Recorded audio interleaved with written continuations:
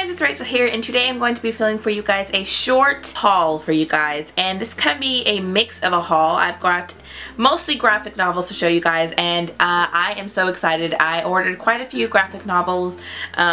This is not breaking my book buying 5 before I buy ban, although I have read 5 books this month. This is not breaking my ban because, as I stated in my previous video, that graphic novels will not count towards the 5 before I buy.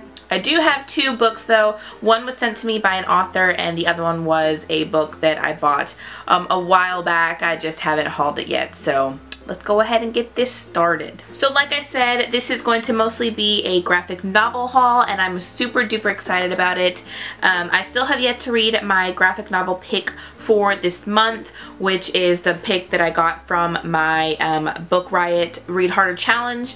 And so I went ahead and picked up several graphic novels because I was really excited. Most of these I got for seriously between $6 to $10. I didn't spend more than $10 on any of these, so that's why I'm super duper proud of myself. So the first graphic novel that I have is Rat Queens, and this is going to be by Curtis J. Weeb and Rock Up Church, and this is volume 1, Sass and Sorcery. And many of these graphic novels that you're going to see have been making the rounds around BookTube, so that's why these aren't going to be anything new. But basically, this is one of these shorter graphic novels that I got, and this is really a women's graphic novel. This is about 4 women of all different races, colors, shapes, sizes, whatnot, who get together to kick butt, and I am so excited to read this.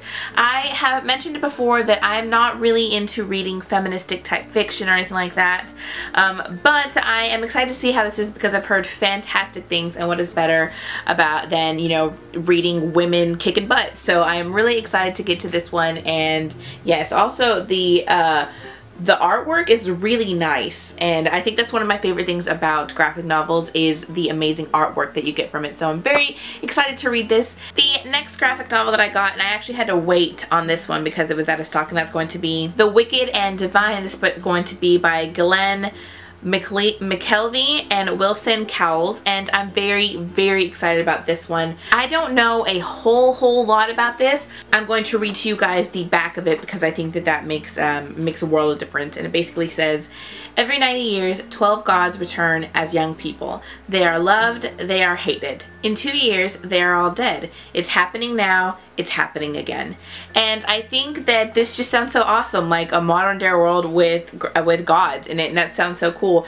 And the artwork in this one is also spectacular, and I think I'm going to be reading this one next, and I'm just going to show you guys this beautiful artwork. This is stunning. This is absolutely stunning. The next one is also one that I've seen, but I haven't seen too many people talking about it, and that's going to be East of West, and that's going to be by Hickman, Jagoda, and Martin.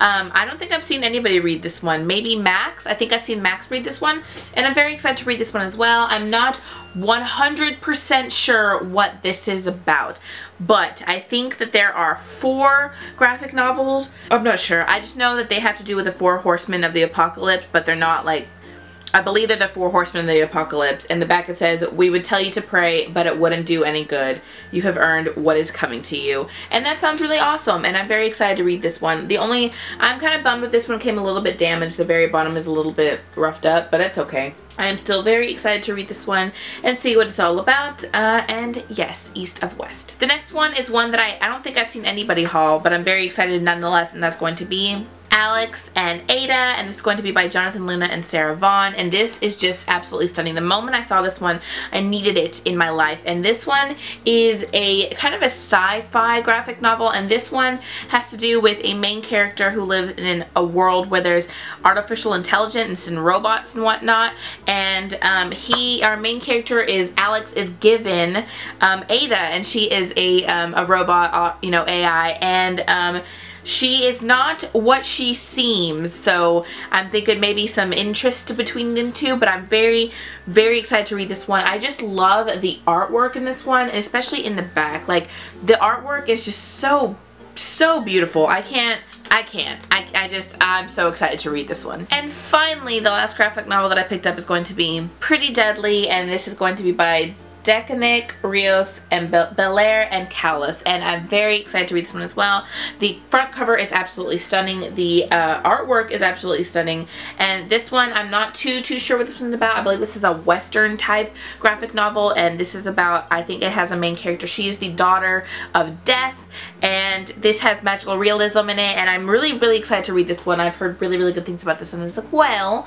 So I cannot wait to get to this bad boy. So yeah, those are the 5 graphic novels I picked up, and then next I'm going to show you the 2 books that I do have. One is from an author and one is just a book that I picked up a while ago that I forgot to tell you guys about. So the first book that I got is going to be Nyteblayde, and this is going to be by Garrett Robinson. I was actually contacted by the author of this book, and they reached out to me and asked if I wanted to review that for them, and I said yes.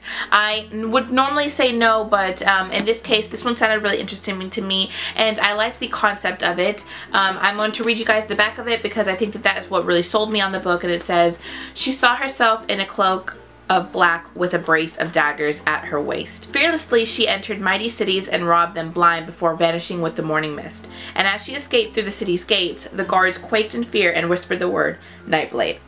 Quite excited to read this book. I know this is a self-published book, and I believe that the book, it was put into said this is volume 1, so basically each week I believe that the author had given, you know, certain just chapters of the book, you know, like they were publishing just chapters at a time so that people would, you know, read them as the weeks went on, and then they ended up putting them into a bind up of a book, and they went ahead and they're contacting people to see if they wanted to read it. This one sounds really cool. It's got, you know, thieves and magic and a woman character, a woman main character, and I'm very excited to see how this is going to go. I will be reading this very soon because, like I said, I think this is sounds really interesting. I like the idea of this a lot. And finally, I have Murder of Crows, and this is going to be by Anne Bishop, and this is the second book in the Written in Red series by Anne Bishop. And I just want to go ahead and put a disclaimer. I know in my most anticipated books video, I mentioned that Vision in Silvers is the last book in the trilogy. I was not aware that it's actually going to be a series, so forgive me for that, but this is the second book Written and Read by Anne Bishop, and I can't tell you guys what this one is about because obviously it's the second book in a series, but the first book follows a main character named Meg, and Meg is a blood prophet, and essentially what this means is that if you cut her, and that she can see into the future, she can prophesize, and obviously this makes her very desirable. She escapes from being basically a prisoner, and she finds solace in a group known as the Others, and stuff happens from there. Obviously there is some trigger for self-harm, but it is very good. I actually read that one with Riley, and I didn't like the first half of the book, but man, once you get to a certain part, you are just enveloped. It is so fantastic. I ended up giving it 4.5 out of 5 stars, and I ended up picking up Murder for Crows, which is the second book. Side note, I got this on Amazon's Marketplace, and I got it for seriously $6 including shipping, and it is in perfect condition. I mean perfect condition. I am so happy, and I am really excited to read this one. I will probably be reading this in the month of February. And that's all book stuff that I had to show you guys. I wanted to go ahead and show you guys 2 other things because I'm really excited about them, and you know, I'm a nerd. But basically over the weekend, or over this past weekend, I went to a conference known as PAX, which is this big gaming conference, and it is more for my fiance, but there are games that I do like to play, so I wanted to go ahead. I went with him. We spent 3 days in San Antonio. It was absolutely amazing. We stayed in a hotel in the Riverwalk, and I absolutely loved it. It was the first conference in the South, so obviously there was a whole lot of people, but it was so much fun. And basically there was a whole bunch of stands and stuff like within the conference, and they were all selling stuff. I got this jacket from it. It says co-op on it, and I was really happy that I went with my fiance because we had a really good time. But I wanted to show you guys the 2 things that I did get from it. So if you know anything about me, you know that I love Assassin's Creed, and I know I don't talk about it on you know, my channel or anything because it's not a gaming channel, but I love Assassin's Creed. I love all of the characters. I love the storyline. I love the assassin part of it. I just love all things Assassin's Creed. So I went ahead and picked up 2 of those little pop characters, and the one I got is going to be Altair, and I got an Ezio, and they are so cute. I can't get over this. Like, obviously, you know, looking at it, I laughed because Ezio's costume or Ezio's attire has a lot more than Altair, but I guess, you know, if you think about it, Altair was the first, he's in the first Assassin's Creed, so his is like way back in time. But between the both, I do prefer Ezio. I will say I prefer Ezio, playing as Ezio, but I am so happy that I got these. They're the cutest thing ever, and I'm going to be putting them on bookshelves. They're the greatest thing. I do want to get the Plague Doctor, because that's cool, but yes, I'm very excited to have these and add them to my my bookshelves. Those are all the things that I got. I'm very excited to read these graphic novels and all that junk. So yeah, thanks guys so much for commenting, liking, subscribing, and I will talk to you guys in my next video. Bye!